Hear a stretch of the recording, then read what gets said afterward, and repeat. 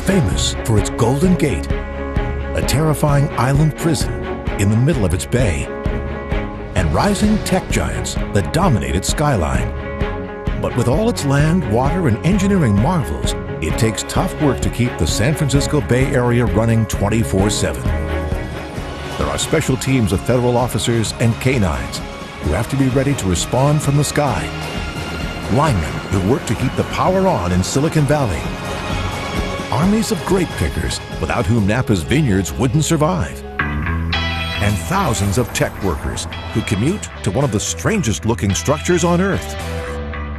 There's no end to the different ways that people in the Bay Area work and play. Some pack the beaches that line San Francisco's shores. Others live just to ride the waves. But even when the sun fades over the Pacific, it can seem like the day's just getting started when Oakland's Golden State Warriors head into battle, and others head up and risk their lives to keep one of the most dazzling nighttime spectacles in America alive. All this in just one day on the hills, shores, and colorful streets of San Francisco.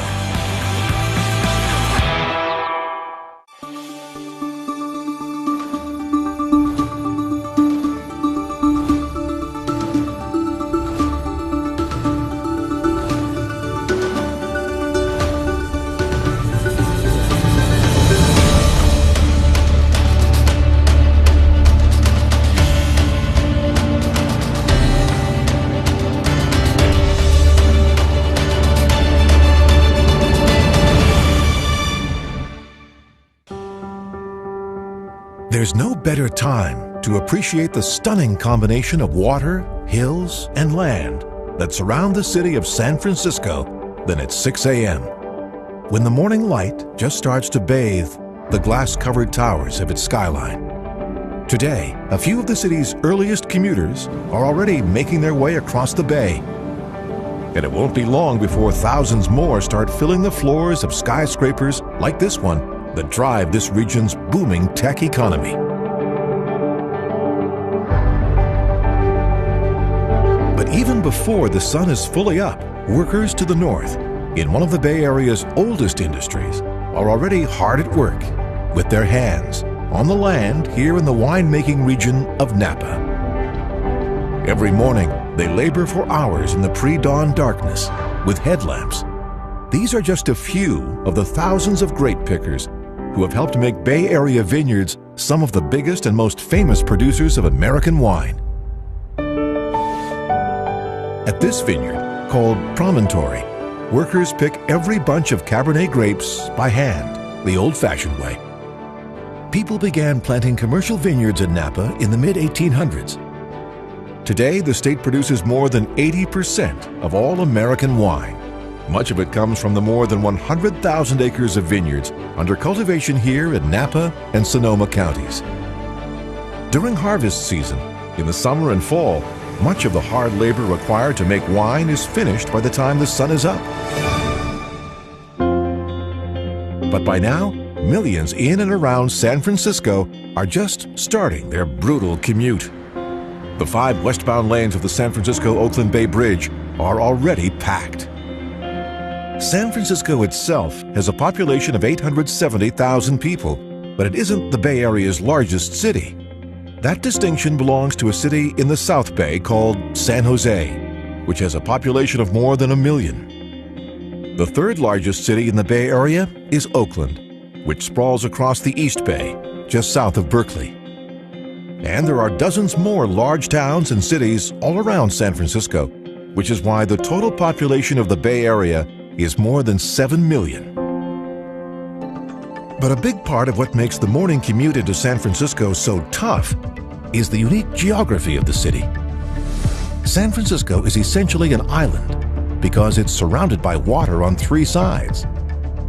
The only way to get into the city from the east and north is to travel over the bay by bridge, under it by train, or across it by ferry.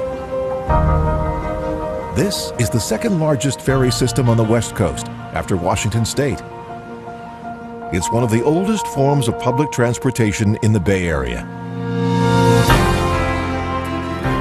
In the late 19th century, There weren't bridges across the bay, so this was how most people traveled into the city from the east and north. And it's also why San Francisco built its now iconic ferry building on the docks here in 1898. It was designed to impress, since this was the building that welcomed every person who arrived by ferry to San Francisco. When new bridges, like the Golden Gate Bridge, were completed in the 1930s, workers could suddenly drive into the city from the east and north for the first time, and that caused many ferries to go out of business. Today, gridlock on the bridges that span the waters of the bay is putting San Francisco's historic ferry routes back in business.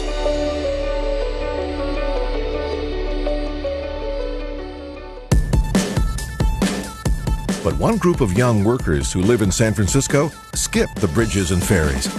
They start their day lining up on residential street corners like this one.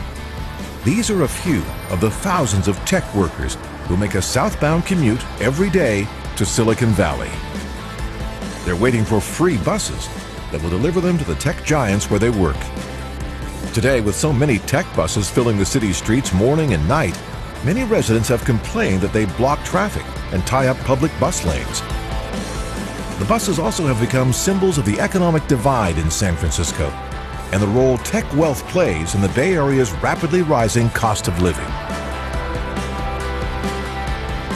Protesters have smashed bus windows, and a few buses have even been shot at on the highway with what some think are pellet guns. Some operators have had to alter their normal routes to protect the workers they carry. Silicon Valley's tech giants simply couldn't survive without these thousands of workers. All morning long, they arrive at Hacker Way, the home of Facebook. Nearby, at Google, workers are dropped off on the vast campus that's known as the Googleplex. And over in Cupertino, they pull in one after the next at Apple. And at the new $5 billion Apple headquarters, a giant spaceship-like structure that's big enough to accommodate up to 14,000 employees. With 7,000 new trees on its campus and enough solar panels on its roof to generate 8 megawatts of electricity, Apple's new headquarters claims that it can run entirely on renewable energy.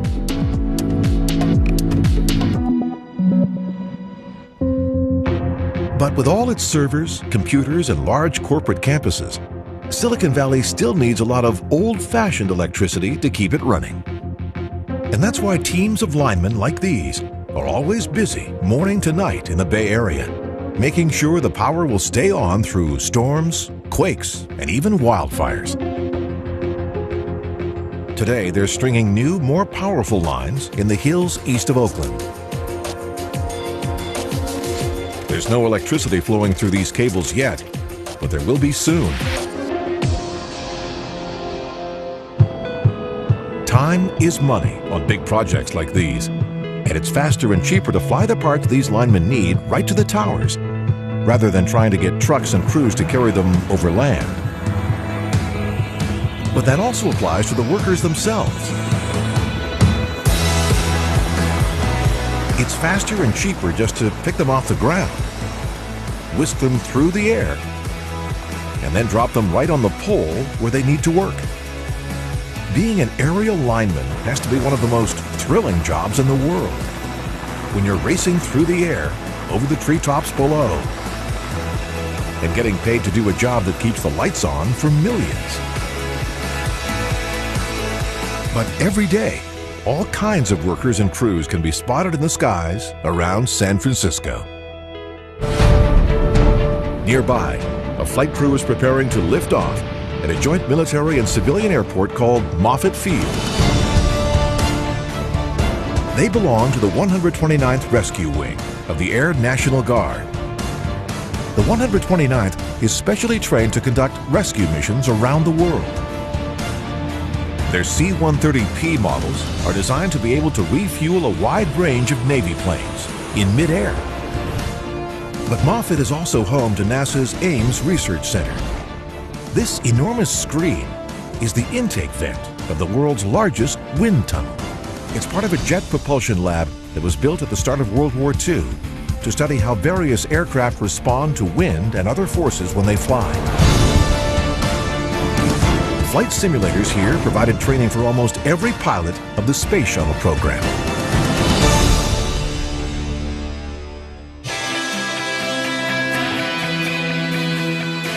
But from the air, the most impressive sight here at Moffett is a towering steel skeleton called Hangar 1. It was built in 1932 to house the U.S. Navy's largest flying machines, enormous helium-filled dirigibles called Sky Cruisers. The largest were more than 7 times the length of this 98-foot-long C-130. But Sky Cruisers weren't safe. In 1933, one named the Akron crashed off New Jersey's coast. 73 Navy airmen died, including Admiral William Moffett, for whom this field was later named. After years of neglect, Hangar 1 is finally being restored. And whenever air crews from the 129th lift off from Moffett Field, they are helping keep the rich aviation history of the Bay Area alive.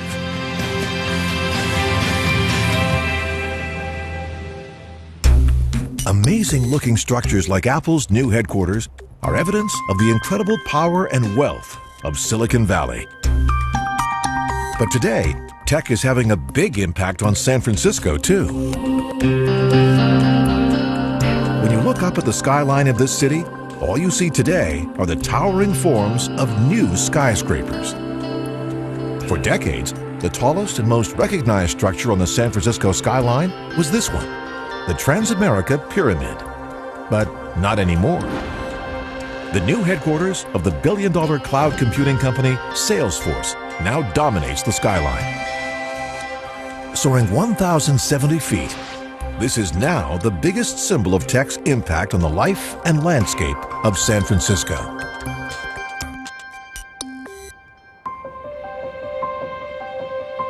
But tucked behind these towers are the natural forms that have long given this city its unique character. It would be hard to imagine a day in the life of San Francisco without its many hills. The legendary cable cars that clatter up them all day long.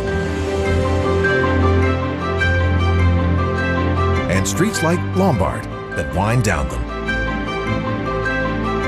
For many, the experience of San Francisco's hills is what they remember most about their time in this city.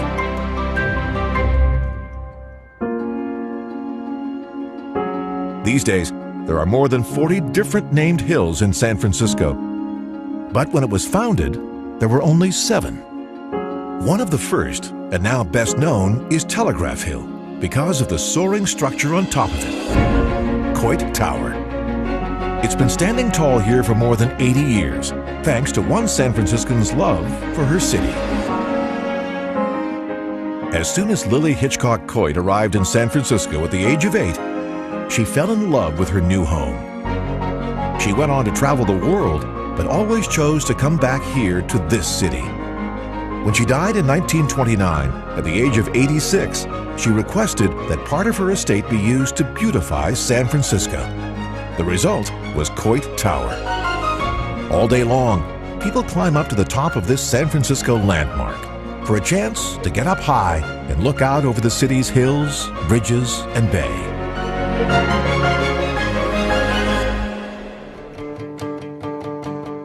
And if they look down on the piers that line the San Francisco waterfront, they might catch sight of some very large and slippery creatures that have taken over the marina here at Pier 39. These are California's sea lions.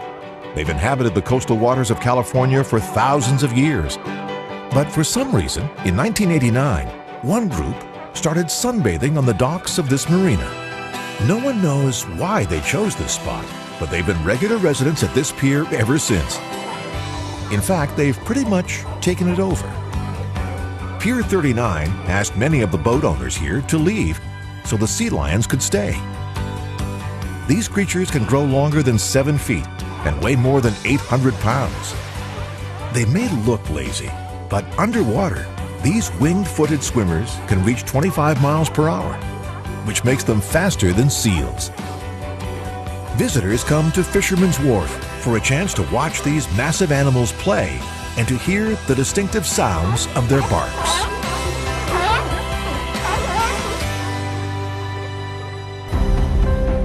Fisherman's Wharf is named for the fishermen that once crowded its docks with fresh catch from the Pacific.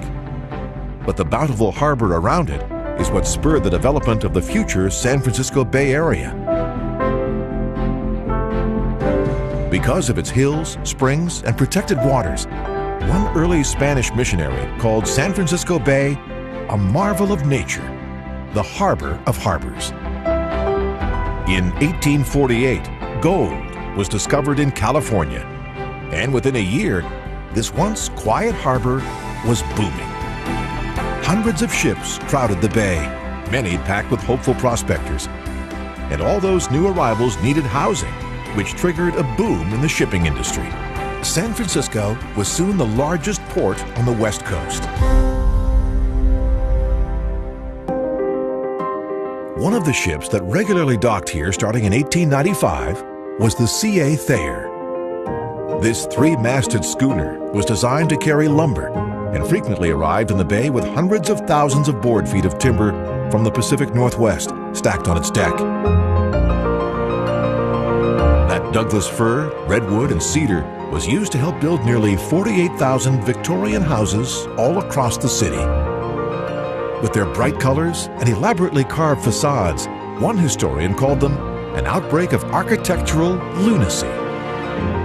In 1906, when the great San Francisco earthquake devastated the city, thousands of homes like these were destroyed. The survivors are some of San Francisco's most prized houses. These are known as the Painted Ladies and may be the most photographed Victorian homes in the city.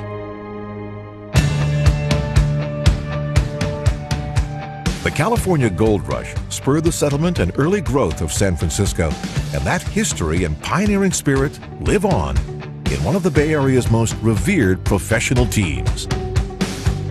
It's 12:30 p.m. at Levi's Stadium in Santa Clara, home of the San Francisco 49ers. Out in the parking lot, it's a sea of red, white, and gold. When the team was formed in 1946, it was named after the thousands of gold seekers who set out for California almost exactly a century earlier in 1849. For decades, the 49ers were based here at Candlestick Park, southwest of downtown San Francisco. But in 2014, after a dispute with the city, the team's owner, John York, moved the 49ers south to Silicon Valley. Candlestick Park was demolished in 2016 and is no longer standing. After the team moved to Santa Clara, some said that the 49ers should remove San Francisco from their name. But loyal fans still come here game after game to cheer on the players they know and love simply as 49ers. With 5 Super Bowl wins in the 1980s and 90s, and legendary players like Joe Montana and Jerry Rice, the 49ers have years of past success to keep their fans energized. And on game day, they come out in force. But sports fans in San Francisco still have a winning team that plays right here in town, the San Francisco Giants, who've won more games than any other professional baseball team. And when it comes to college sports in the Bay Area, nothing compares to the NCAA rivalry of Cal Berkeley's Golden Bears and the Stanford Cardinal, who play here at Stanford Stadium. Stanford has fielded a football team since 1892, and that was also the first year of their legendary matchup against Berkeley. Fans of both teams know this annual event as the Big Game. In even years, the Cardinal meet their arch rivals here at Cal's Memorial Stadium. But the rumble in the stands is nothing compared to the sounds and vibrations that could emanate at any moment from the earth miles under this field. Cal Memorial Stadium happens to lie directly on the Hayward Fault, which is one of the most dangerous earthquake zones in the nation. It's why this stadium had to get a major seismic upgrade in 2012 to protect the more than 40,000 fans who crowd in here during almost every big game. But geologists say the clock is ticking for another major Bay Area quake.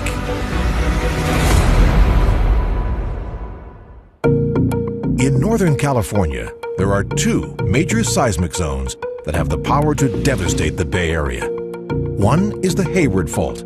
The other is known as the San Andreas. If you follow this fault line north from Central California, it passes just west of Silicon Valley. It then heads out under the coast, close to the city of San Francisco.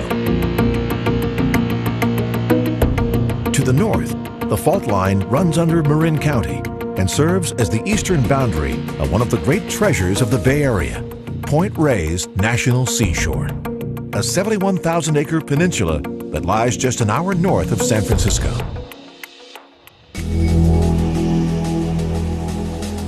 If there's one place people in the Bay Area go to truly get away, it's here, especially along the often emptied Tomales Point Trail, which leads north to the very tip of the peninsula.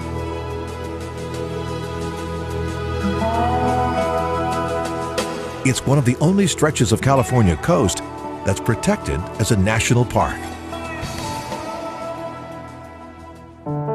In 1579, British explorer Sir Francis Drake arrived in these waters in a ship named the Golden Hind, which was badly in need of repairs and was overloaded with silver that Drake had plundered from Spanish vessels in Panama. The crew dropped anchor in a small inlet, and that's when Drake laid claim to what's now the land of California for England. At the time, a Native American tribe called the Coast Miwok lived on the shores of Point Reyes. They were one of dozens of tribes that inhabited what's now California. This recreated Coast Miwok village here at Point Reyes offers a chance to understand how these original Californians lived. Like many other Native American groups, the Miwok were decimated by diseases brought by Spanish and American settlers. Many were forced into slavery or lured away from their villages by Spanish missionaries who hoped to convert them to Christianity. Others ended up on reservations after the U.S. government failed to honor treaties that protected their lands. Today, Point Reyes offers a chance to imagine what the land around San Francisco was like when all of California was still wild and hundreds of thousands of Tule elk roamed its grasslands and marshes. In the 19th century, hunters slaughtered almost all of these creatures. And by 1874, there were fewer than 30 Tule elk left. But today, thanks to more than a century of conservation work, there are now close to 4,000. Tule elk are smaller than other species of elk, but adult males can still weigh in at up to 700 pounds.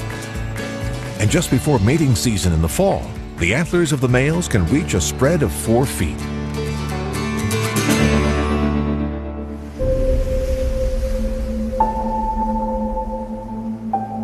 But it's Point Reyes' wild coast that lures most people here from San Francisco and beyond. Surfers come to ride the giant swells that roll in from the Pacific, even while braving powerful undertows, and risks of bites from the great white sharks that frequently feed just offshore. The National Park Service calls the coast of Point Reyes the windiest place on the Pacific and one of the foggiest on the North American continent. Over the centuries, many ships have met their fate along this stretch of California coast.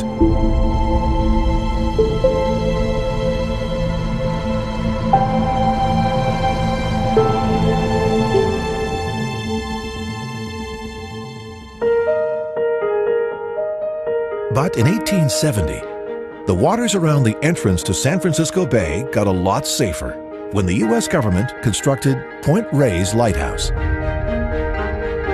They placed it here on a remote spot at the tip of the peninsula, which extends out 10 miles into the Pacific.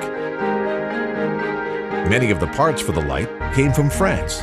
After ships delivered them to a nearby bay, ox carts carried them the rest of the way out to these rocky cliffs. The Reason Point raised light sits 300 feet above the water, and not on top of the rocks above it, is because it had to be placed under the fog layer, so ships would be able to spot its light no matter what the weather. Today, pleasure boaters, fishermen, and captains of the largest container ships in the world all use Point Reyes' now automated light to navigate safely into San Francisco. It's 12:56 p.m. back in the East Bay, and a new Model 3 Tesla is being run through its paces on this test track here in the city of Fremont. Billionaire Elon Musk may be the public face of these luxury electric cars today, but the company was actually founded by two local entrepreneurs named Martin Eberhard and Mark Tarpenning back in 2003. They had dreams of building the world's first mass-produced electric sports car. Musk was an early investor, and in 2008, the original founders left Tesla. 2 years later, the company went public and took over a recently shuttered auto plant here in Fremont that was owned by General Motors and Toyota. It was retooled and rebranded as the Tesla Factory and was soon producing the company's Model S. It's now the only production site of the new Model 3. Bay Area cities have some of the highest percentages of electric vehicles in the nation. But this is still one of America's biggest oil hubs.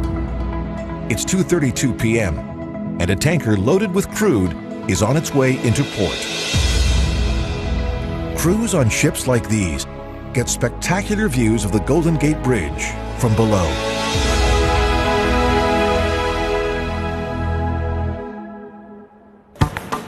With 5 refineries, the Bay Area is the second largest oil refining center in the western U.S. after Los Angeles.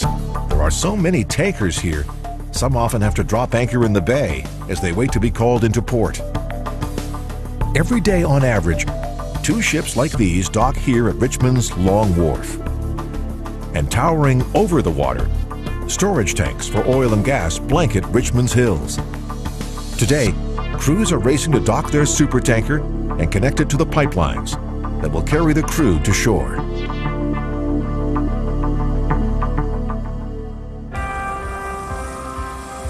Keeping vessels, crews, and passengers in the bay safe from terrorism and other threats is the job of the U.S. Coast Guard.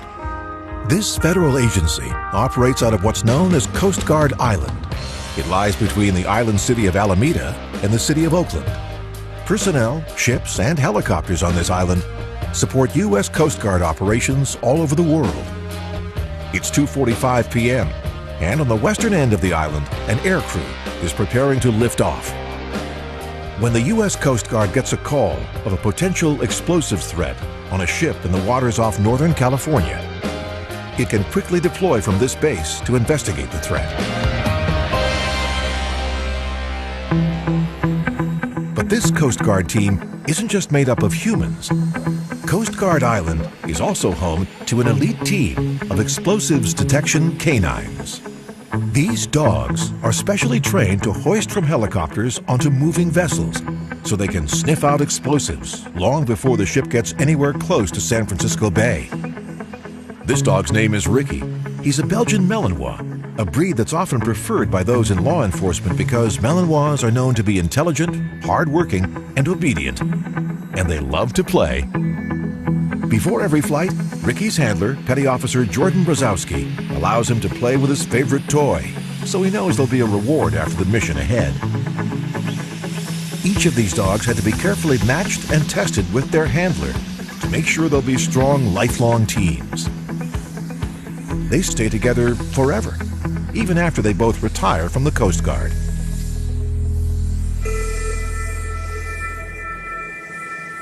As soon as the aircrew on board is done with its safety checks, it's time for the dogs to get on board.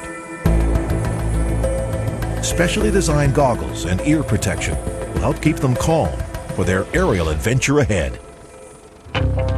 Usually, these officers and their dogs are tasked with protecting San Francisco's ferries.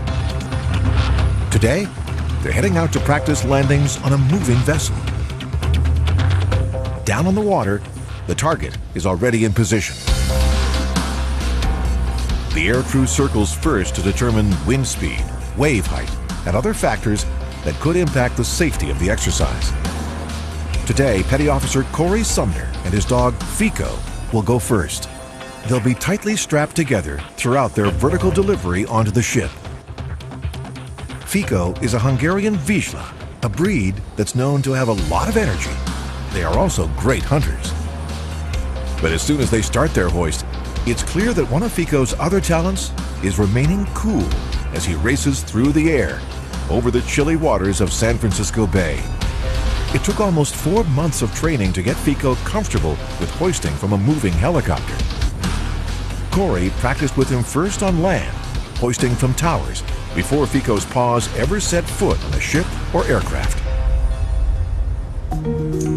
It takes an experienced pilot to deliver these canine units safely onto the deck of a vessel like this one. If they get tangled in a boat's rigging, the aircrew above could have to cut the cable.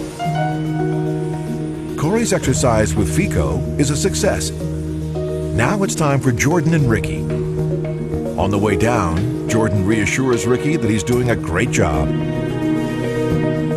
Today, these explosives detection teams will make 2 drops each as part of a regular training routine that keeps them ready to respond to potential threats 24/7.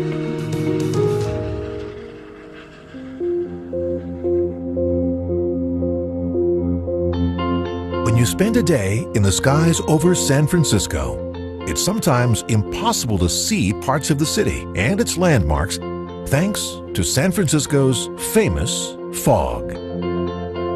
The cause of all this fog is what's called a marine layer. When cool, wet winds blow in from the Pacific, they meet warmer air from the land around San Francisco. As that warm air rises, it sucks the cool, wetter air into the entrance of San Francisco Bay. The towers and cables at the top of the Golden Gate Bridge are often completely obscured by fog. And when the fog rolls over the city of San Francisco, strange things can happen. The hills can block the fog and hold it over entire neighborhoods for hours. It's why some areas of San Francisco, like the Mission or the city's legendary Castro district, can be bright and sunny, while others are gray and cold. The San Franciscans who spend the most time in the fog live closest to the Pacific, here along Ocean Beach. Much of the time, this beach is completely fogged in, and that's why as soon as the sun's out, San Franciscans flock to this stunning 3-mile stretch of sand. It's a popular spot for yoga as the sun starts to drop over the waters of the Pacific. Parts of San Francisco may be full of hills and terrifyingly steep streets, but not out here, in a neighborhood known as the Sunset, with its long, straight avenues lined with houses that slope down to the sea. But this part of San Francisco also holds one of the city's greatest treasures, a vast, protected area of trees, fields, and paths that's known as Golden Gate Park. It covers more than 1,000 acres, which makes it larger than New York City's Central Park. At its heart is the California Academy of Sciences. With its living roof, it was designed to look like a piece of the park had simply been lifted up, so a building could be placed underneath it. And inside this high-tech, sustainable structure are more than 20 million specimens of plants and animals that document the wonder of life on Earth. But Golden Gate Park itself is a wonder of its own. It was created in the late 19th century to provide residents of this increasingly crowded city with much-needed green space. At the time, this area was little more than dunes and sandy scrub. Creating a park here required an enormous amount of fresh water. To get it cheaply, park officials built 2 windmills to pump water from aquifers deep under the city, which soon transformed the dunes here into one of the greatest urban parks in the nation. To the north of Golden Gate Park is a rocky coastal area San Franciscans know as Land's End. Before this part of San Francisco was developed, it took a few hours to get here from the city on horseback. But wealthy developers saw this remote stretch of coast as an opportunity. It's 4:24 p.m., and tourists are clambering over the ruins of what used to be one of San Francisco's most glamorous sights. In 1894, Adolph Sutro, a wealthy San Franciscan, built an enormous public bath complex below the cliffs of Land's End. He named it after himself, Sutro Baths.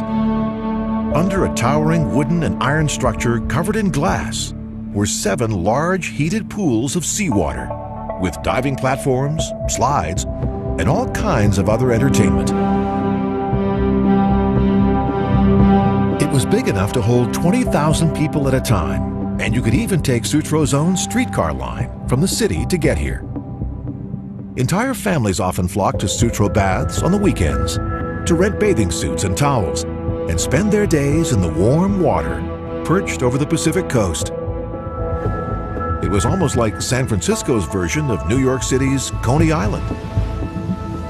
But after Sutro died in 1898, the baths declined and were eventually turned into an ice skating rink. A fire in 1966 destroyed what structures remained. It's now part of the National Park Service.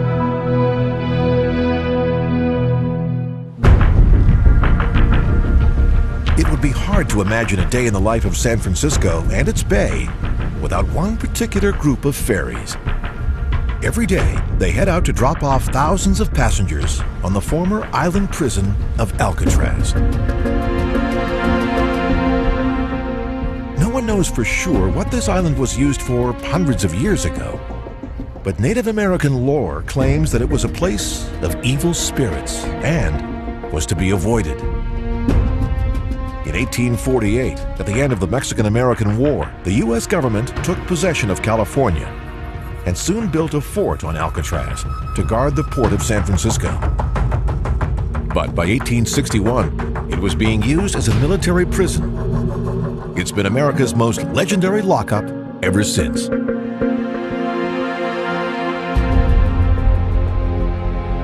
Every day, thousands come here to imagine what it must have been like to do time on this cursed island. Looking back from Alcatraz to San Francisco, it's hard to imagine how 3 prisoners here managed to escape in 1962, and what it would have taken them to survive the cold waters of the bay, if they did. So far, they have never been found.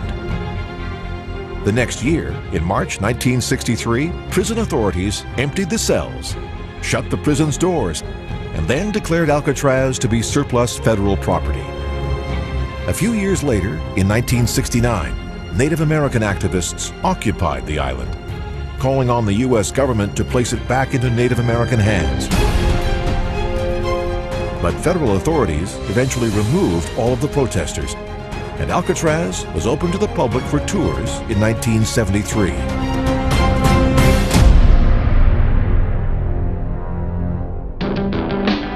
Alcatraz may no longer house inmates, but there's another notorious prison on the shores of San Francisco Bay. It's called San Quentin.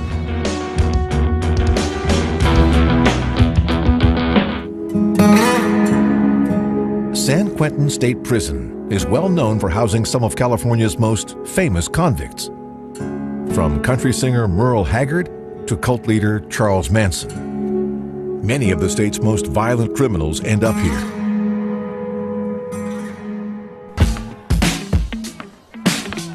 But those on good behavior get the chance to play competitive sports. The prison's basketball team calls itself the San Quentin Warriors, after the famous NBA team from nearby Oakland. Prisoners have to prove they have the skill it takes before they can join the Warriors team. Sometimes they play against teams from outside the prison, including even the Golden State Warriors themselves. San Quentin inmates also compete in football and baseball here on these outdoor fields. And inside, some prisoners now spend their days producing the award-winning podcast Ear Hustle, which documents prison life through the voices and powerful stories of those doing time here.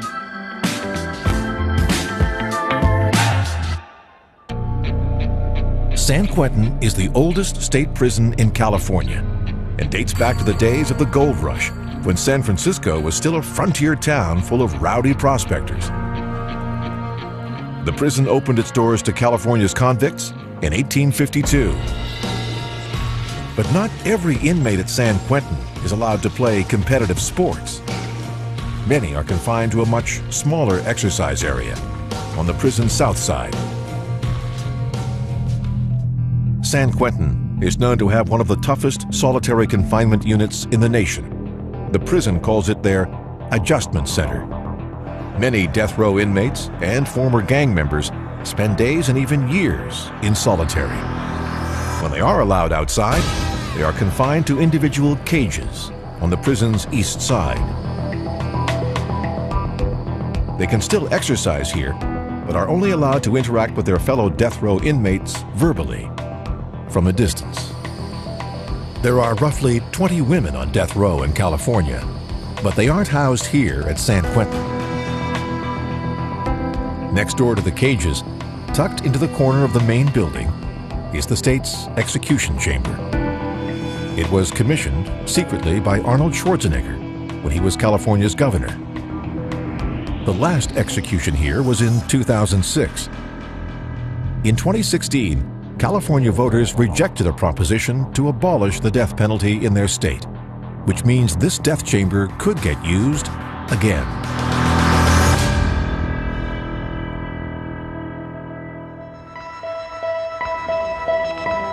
When the sun finally sets over San Francisco Bay, one of the best places to appreciate the dazzling combination of water, land, and light here is from the skies above the bay's marshes and wetlands.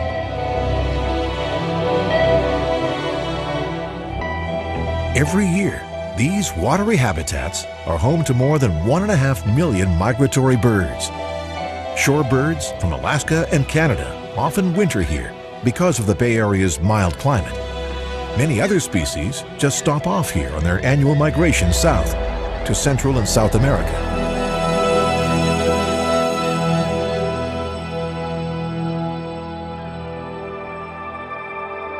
But this shoreline is also home to one of the oldest industries in and around San Francisco: the production of sea salt.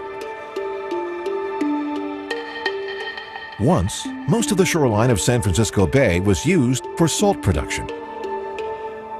Today, that footprint has been reduced to just 8,000 acres here on the shores of the city of Fremont. Much of the work that it takes to produce salt is done by sun, wind, and tides, not by human labor.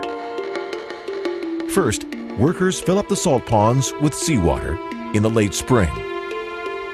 Then, they let wind and sun evaporate the water, so it turns into a salty brine. Over the months that follow, the brine is moved from pond to pond by pumps and gravity, so it can evaporate even more and get saltier and saltier.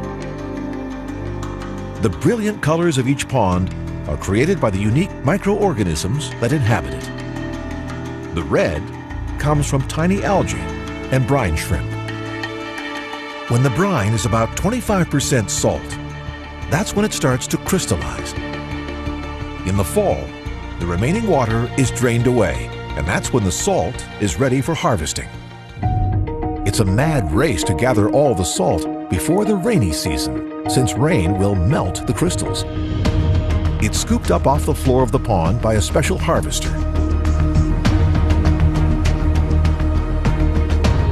Every year, crews here gather about 500,000 tons of San Francisco Bay sea salt. Truckload after truckload makes its way to a storage area, where the salt is collected in giant mounds. From here, these crystals of sea salt will be washed and ultimately baked in a kiln before being packed and sold. When these salt workers finally end their shifts and head home, their evening commute will likely be just as brutal as it was at dawn. From above, the Bay Area's highways look like pulsing veins. But tonight, some of these drivers are happy to be on the road because they're on their way to see the Golden State Warriors head out onto the court and into battle. It's 8 p.m. and colorful marquees and spotlights at the Oracle Arena in Oakland have been switched on. This is the home stadium of the Golden State Warriors. They've already won 5 NBA championships, including a spectacular victory in 2017. Point guard Steph Curry is the Warriors' biggest star, winning the NBA's most valuable player 2 years running. He's following in the footsteps of another Warriors legend, Wilt Chamberlain, who led the team to victory when it was still a Pennsylvania team. The franchise moved to the Bay Area in 1962 and called itself the San Francisco Warriors until 1971, when it changed its name one last time to Golden State. Whenever they play at home, the entire Bay Area knows that the Warriors are heading into battle. But one of San Francisco's biggest nighttime spectacles doesn't require tickets, and it can only be seen from the city itself. When you look up from the waterfront after dark, you quickly realize that the lights on the western end of the Bay Bridge aren't ordinary bridge lights. They are actually a large-scale work of art called the Bay Lights by an artist named Leo Villarreal. They were first installed in 2013 to commemorate the 75th anniversary of the Bay Bridge and to celebrate the structure and design of this San Francisco icon.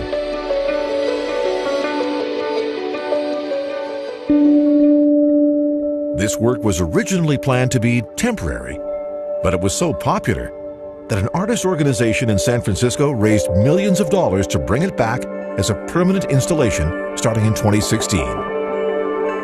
But since it requires at least 25,000 LED bulbs, this large-scale work of art needs a dedicated team of lighting engineers to make sure it's all working properly.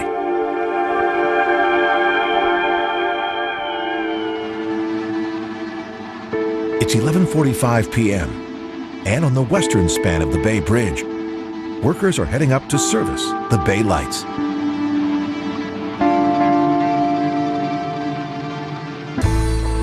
Since this bridge is a key artery for commuters, the best and safest time to do this work is at night, so they don't have to shut down entire lanes of traffic during rush hour. On the road deck, one team is using a bucket truck to move from one vertical string to the next to check and swap out burnt bulbs. They usually spend about 6 hours up here, suspended over the traffic below. But the workers tasked with servicing the lights at the top of the bridge need to have nerves of steel, and they have to be skilled climbers. The only way to get to the highest lights is to walk up the massive main cables that hold up the road deck. Each worker is clipped in at all times with 2 lanyards for safety. But they have to unclip and then reclip themselves every time they pass onto a new section of cable. It gets steeper and steeper the higher they climb. One slip and they could end up dangling by a thread, nearly 50 stories over the water below. From the air, they can be spotted in glimpses as they make their way through the darkness of this San Francisco night.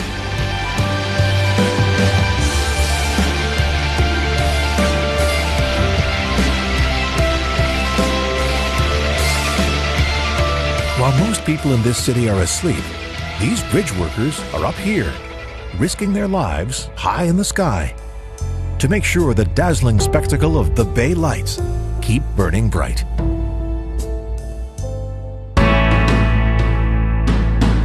By dawn, workers on the Bay Area's bridges have headed for home. And just as the sun comes up, campers start waking up on a nearly deserted island right in the middle of San Francisco Bay. All of Angel Island is a state park. Once, it served as the Ellis Island of San Francisco. Tens of thousands of immigrants passed through the immigration station here. Now, the only residents of Angel Island are park rangers. But every night, a few lucky campers who've made reservations in advance get the chance to spend a night here too, at one of the island's 11 campsites. And as soon as they peek out of their tents, they have a spectacular view of one of the most captivating cities in America. As another day on the hills, water, and bridges of the San Francisco Bay Area begins.